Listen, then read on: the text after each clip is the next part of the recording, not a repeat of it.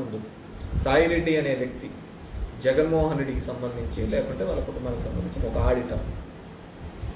ఆయన జగన్మోహన్ రెడ్డితో పాటు కేసులో ఇరికించిన తర్వాత పోయినాడు. సరే నేను పోయినాను కాబట్టి నేను జగన్మోహన్ రెడ్డితో సెయిల్ కావాలనుకున్నాడు, వచ్చినాడు, అయిపోయింది. గవర్నమెంట్లోకి వచ్చినాడు, పోయినాడు, రాజ్యసభ 2 సార్లు తీసుకున్నాడు. ఇప్పుడు నేను చాలా చోట్ల చెప్పాను, తన మీద కానీ దానిలో కుటుంబం సభ్యుల మీద కానీ కొన్ని ఆరోపణలు వచ్చినాయి. మేబీ ఈ పాలిటిక్స్లో నేను తట్టుకోలేనేమో అనుకున్నాడేమో. సో అతను సైలెంట్గా క్విట్ అయిపోయినాడు. రాజ్యసభ సభ్యులు పదవి ఉంది కదా, ఉండి కూడా ఇప్పుడు రాజీనామా వద్దనుకున్నాడు. తన మీద పడుతున్న బరువు అలాంటిది, దానికి ఏం చేసే కదా, తన మీద అంత భారం ఉందేమో మనకు తెలియదు కదా. నాకు పెద్దగా సాయిరెడ్డితో అటాచ్మెంట్స్ కూడా తక్కువే. సో మేబీ జగన్మోహన్ రెడ్డి గారికి ఆయన ఏం చెప్పినాడో ఏమో తెలియదు, వెళ్ళిపోయినాడు. సరే సార్, అతన్ని గౌరవించినారు, అతన్ని పైకెత్తుకున్నారు, అతను చెప్తే కార్యకర్తలు విన్నారు, లేకుంటే లీడర్లు విన్నారు అంటే అతను జగన్మోహన్ రెడ్డితో ఉన్నాడు అని అంతే. Jaganmohan Reddy without Jaganmohan Reddy Jayasai Reddy only auditor. నువ్వు చెప్తున్న రాజ్యసభ ఉండదు, ఇంకోటి ఉండదు. ఈ ఒకటి పక్కన ఈ పెరుగుతూ ఉంటే అంటేనే సున్నాలు పెరుగుతూ ఉంటుంది. ఈ ఒకటే లేకపోతే అన్ని సున్నాల కిందకే వస్తాయి అంతే, దాంట్లో వేరేది ఏమి లేదు. ఈ ఒకటి పక్కన ఇంతమంది ఉంటా అంటే అంతమందిగా దాని విలువ పెరుగుతూ పోతుంటుంది. ఆ ఒకటి జగన్మోహన్ రెడ్డి.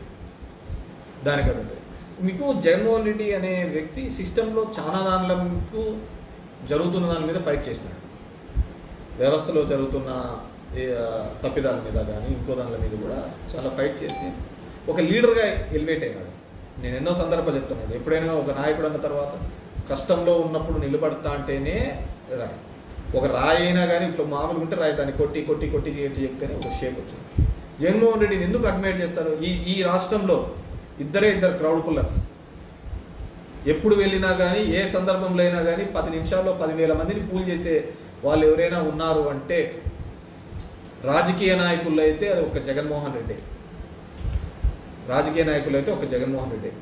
రాజకీయాలు ప్లస్ దానికి సినిమా మసాలా యాడ్ అయితే పవన్ కళ్యాణ్.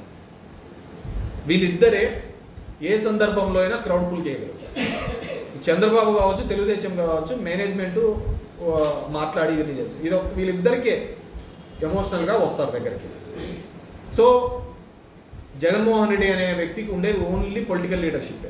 ఇక్కడ సినిమా గ్లామరు, సినిమా హీరోయిజం ఇవన్నీ కూడా పవన్ కళ్యాణ్ కలిసేస్తాయి. సో ఆ సినిమా గ్లామర్ అనేది ఆ చిత్రంలో ఉన్నప్పుడు ఉంటాడా లేకుంటే బయట ఉంటాడా అనేది we have to see. Cinema నాయకులంతా కూడా రాజకీయాల్లో అన్నీ కాదు వచ్చినారు, వాళ్ళన్నీ కూడా వచ్చినాడు. అంతకంటేనా పక్కన కమల్ హాసన్ వచ్చినాడు, ఆయన విన్నాడు. నా దరిద్రం ఏంటంటే నేను ఇంతవరకు చెప్పినది ఒకటి, మీరు అడిగేది ఒకటి. విద్య గురించి చెప్తున్నాను, ఆ వ్యవస్థ గురించి ఫైట్ చేయండి. దీంట్లో ఏముంటుంది? మన ఆలోచనలంతా మసాలాలకు దిక్కే పోతా ఉంటుంది. అర్థమవుతుందా? మనం దాని నుంచే మార్పు రావాలి అంటున్నాను. ఇప్పుడు కమల్ హాసన్ చేసినాడు. కమల్ హాసన్ కంటే పెద్ద యాక్టరా పవన్ కళ్యాణ్? కాదు కదా. పర్ఫార్మెన్స్ వైజ్గా చూస్తే కమల్ హాసన్ మించిన వాళ్ళు ఏం లేదు కదా. నేషనల్ అవార్డ్స్ అతనికే కదా వచ్చినది. అంతకంటే పర్ఫార్మ్ చేసే వాళ్ళు ఏం లేదు కదా. అతను పెట్టిన పార్టీ అతనే గెలవలేకపోయినాడు కదా.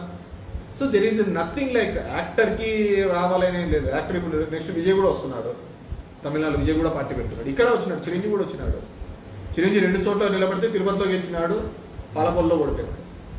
నేను చెప్తాను, బాలకృష్ణ హిందూపురై గెలుస్తూ వచ్చినాడు. గుడివాళ్ళలో నిలబడమనంటే కంటిన్యూస్ 3 సార్లు గెలవలేడు కూడా. ఎందుకంటే మన వాళ్ళు కాబట్టి ఆ సౌత్ ఇండియాలోనే ఆ విధంగా ఉంటుంది. హీరోలు అంటే హీరోయిజం, హీరో అంటే ఒక దేవుళ్ళలా కొలుస్తాం మనం. కొంపలో అన్ని బయట పెట్టైనా సరే ముందు దానిలో పోతా అంటారు. నేను ఇంతకుముందు రేవతి ఇన్సిడెంట్ చెప్పాను కదా. ఆ హీరోయిజం అనేది వాళ్ళ ఒక క్యారెక్టర్ మాత్రమే. ఆ క్యారెక్టర్ని ఏ విధంగా పండిస్తున్నారు అనేది ఇంపార్టెంట్. నిజమైన హీరోస్ ఎవరనంటే సామాజికంగా మనకి ఎవడైతే పైకి తీసుకొని వచ్చినాడో వాడే. దేవుడు అంటే ఎక్కడ ఉంటుంది? మనకి ఎవడు సాయం చేస్తే వాడు దేవుడు, అంతకంటే వేరేది ఏంది లేదు. నేను ఎన్నో సందర్భాల్లో చెప్తా ఉంటాను. ఒక ఆటోలో నువ్వు రోడ్డు మీద కింద పడి ఉంటావు, ఎవడే కానీ వచ్చిండు రాత్రి 12 గంటలప్పుడు ఒక ఆటో వచ్చి నేను ఎక్కించుకొని పోతుంది. ఏమంటావు? దేవుళ్ళలాగా వచ్చి ఆటో ఎక్కించుకోమైనా ఉంటాడు. నిన్ను హాస్పిటల్లో తీసుకుపోయి పండ పెడతాడు ఆటో వాడు. వస్తానే డాక్టర్ వచ్చి మంచి ట్రీట్మెంట్ ఇస్తాడు, నువ్వు ఆటో అని మర్చిపోతావు. డాక్టర్ వచ్చినాడు, దేవుళ్ళు వచ్చే కాపాడినాడు అంటాడు. నీ జోబిలో డబ్బులు ఉండవు. అప్పుడు ఎవడో వచ్చి నీ స్నేహితుల్లాగా వచ్చి డబ్బుల కోసం ఫోన్లు చేయొచ్చు అంటే వచ్చి నేను కడతాను లేదా ఫీజు అంటారు. అంటే నువ్వు దేవుడు రా టైంలో. 3 సందర్భాల్లో ఒకనొకటి దాటేసుకుంటూ వచ్చినాను. ఇక్కడ ఎవడు దేవుడు అంటే సాయమే, నీకు ఎవడు చేసినాడు. మనకు అది లేదు. మనం తాత్కాలికంగా చూస్తుంటాం, తాత్కాలికంగా పోతాం, మనం అట్లే తల్లారుతాం. అందుకే ఇట్లుండదు, ప్రపంచంలో ఆడ ఉండదు, మన దాంట్లోనే ఆ విధంగా ఉంటుంది.